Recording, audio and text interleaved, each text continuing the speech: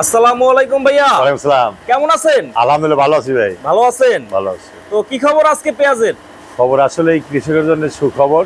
সেটা হলো আমি 2 দিন আগেই বলছিলাম পিস 38 থেকে 40 টাকা হবে, তবে এখনই পিস 40 থেকে 45 টাকা কাটা করে বিক্রি হচ্ছে আজকে। আর ডালা ঘরে 48 থেকে 50 টাকা কেজি বিক্রি হচ্ছে। তবে দেশের বাজার 2000 ছুঁইছি। 2000 সুইসি? হ্যাঁ, দেশের বাজার 2000 ছুঁইছি, অর্থাৎ হাফ সেঞ্চুরি হয়ে গেছে। তাই? হাফ সেঞ্চুরি হয়ে গেছে। এখন আমি বলছিলাম যে সরকার যদি নতুন আইপি না দেওয়া হয়, না দেয়, তাহলে পিস হয়তো সেপ্টেম্বর, অক্টোবর, নভেম্বর, ডিসেম্বর মাসে সেঞ্চুরি হতে পারে। তো এই জন্য একটা কৃষকের জন্য সুখবর এটা। আর যদি আইপি দিয়ে দেয় তাহলে হয়তো 60 থেকে 70 টাকা বাজার থাকবে লাস্টে। তো সেই জন্য আমি বলি কৃষক বাজার বারবার করে হতাশার কোনো কারণ নাই। আমি গত ভিডিওতে বলছি যে হতাশার কোনো কারণ নাই, এখনও বলতে যে হতাশা হওয়ার কোনো কারণ নাই। আপনারা একটু ধৈর্য ধরেন, আপনারা সাফল্য পাবেনই। অর্থাৎ সবরই মেওয়া ফলে ধৈর্যই ধর্ম। সেই জন্য আমি কৃষকের বলি যে আপনারা একটু ধৈর্য ধরেন, আপনাদের সফল হবেই।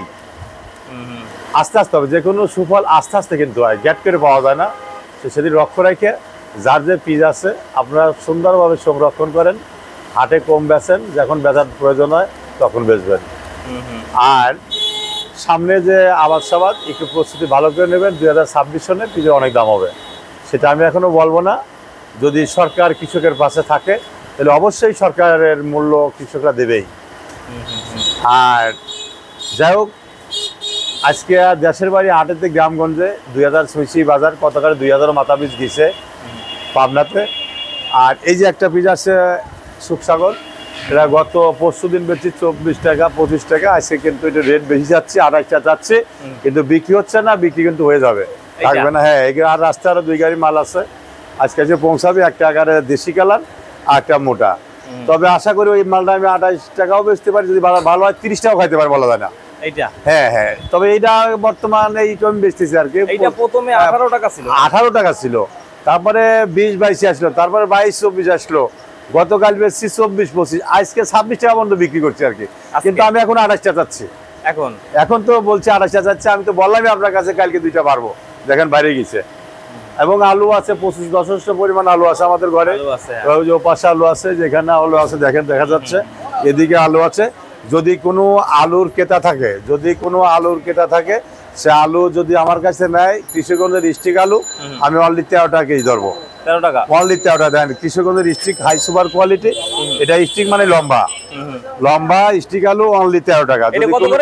অনলি 13 টাকা কেজি, 13 টাকায় আলু। যদি কোনো লোক থাকে আমার কাছ থেকে যদি 100 বস্তা নেয়, আমি আরো কিছু ডিসকাউন্ট করবো।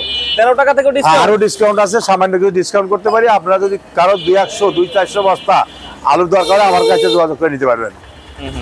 আর গোডাউনে আরো আলু আছে।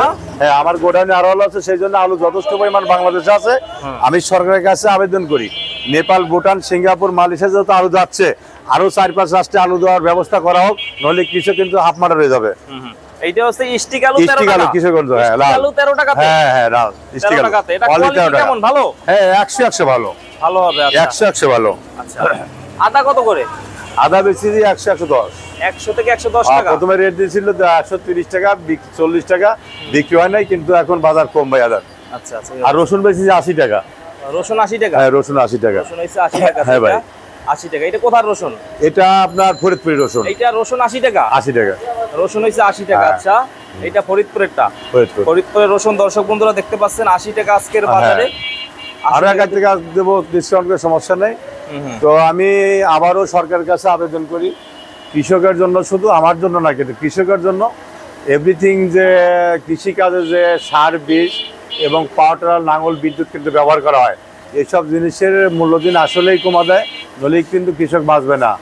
অর্থাৎ সারের দাম বেশি করে কমানো লাগবো, কীটনাশক বিষের দাম কমানো লাগবো। এদিকে সারের দোকানে নজরদারি রাখা রাখবো যে 1800 টাকার সার 2200 টাকা কেন নেওয়া হয়, আর 2200 টাকার সার 2600 টাকা কেন বিক্রি করা হয়। এক বস্তা সারে অনলি কিন্তু 100 বা 90-50 টাকা লাভ করলে কিন্তু অনেক কিছু। এরা বস্তা প্রতি 400-500 টাকা লাভ কেন করে? এদিক কঠোর নজর দিতে হবে। পিজের দাম বাড়লে পারে ম্যাজিস্ট্রেট পাঠা যায় এই পিজের দোকানে। আরে সারের দাম যদি 400 টাকা, 1800 সার যদি 2200 টাকা হয়, 2200 টাকার সার যদি 2600 হয়, হ্যাঁ ম্যাজিস্ট্রেট কেন যায় না, কেন নজরদারি রাখে না? সেই জন্য আমি বাণিজ্য মন্ত্রীর কাছে অনুরোধ করতেছি, এই সরকারি কর্মকর্তারা যেন, ভোক্তা অধিদপ্তররা এই সারের দোকানের জন্য নজরদারি রাখে। পুরা মৌসুমে যখন পেঁয়াজ লাগায় বা এরিদার লাগায়, এদিকে কঠোর নজর দিতে হবে, যাতে কৃষক একটু সাফল্য হতে পারে। এই অবস্থা।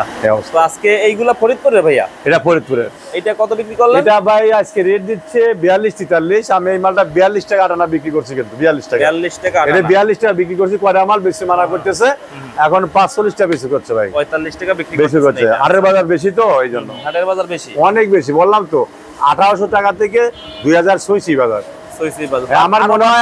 আমার মনেতে করছে যে কালকে আর নিজের বাজার থাকবে 44-45, উপরে 48 টাকা বেচা কেনা হইতে পারে, বলা যায় না, যদি পিসটা আমদানি কম হয়। কিন্তু মার্কেটে পিস আমদানি কম আছে, হইতেও পারে, বলা যায় না। এই অবস্থা।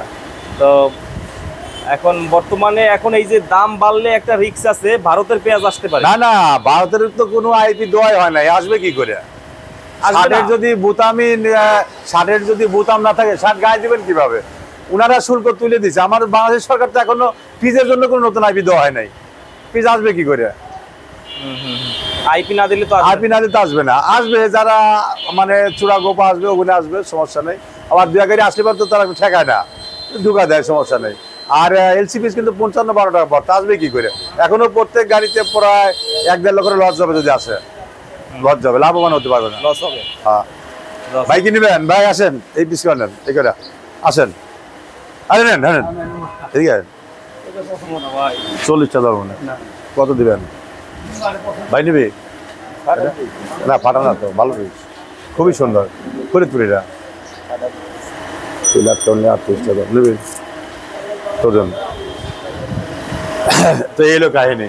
মনে একটু ক্যামেরা ধরেন, গ্যাস করে এখন না, পরে লাস্টে দোকানের ছবি টবি দেবেন।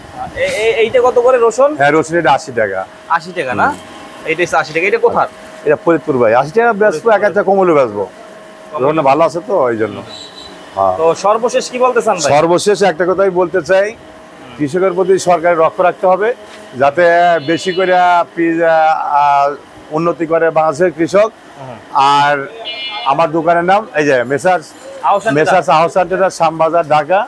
আমার কন্ট্যাক্ট নাম্বার 01721382612। এই নাম্বারে যোগাযোগ করলে আমাকে পাওয়া যাবে।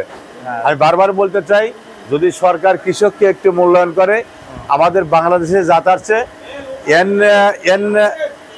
N53 মাস্টার জাতের নাসিক, আচ্ছা, তারপরে 268 জাতের একটা নাসিক বাড়াইছে। এসব বীজ যদি বাংলাদেশ সংগ্রহ করে প্রত্যেক গৃহস্থর, আমি আবারও বলি, সরকারের কাছে আবেদন করি, এই বীজ যেন প্রত্যেক গৃহস্থর 2 কেজি করে দেওয়া হয়। বাংলাদেশের যত গৃহস্থ আছে যারা বীজ লাগায়, বড় কৃষক, ওদের জন্য বিনামূল্যে মাস্টার জাতের নাসিক অথবা N53 এই জাতের নাসিকগুলো 2 কেজি করে বীজ যেন বাংলাদেশের কৃষকের বিনামূল্যে রপ্তানি করে, যাতে এই পিস জন্মায়া 2026 সনে এই পিসগুলোই বাংলাদেশ সরকার বাইরের রাষ্ট্রে রপ্তানি করতে পারে, সেদিকে লক্ষ্য রাখতে হবে। ঠিক আছে ভাই, থ্যাংক ইউ।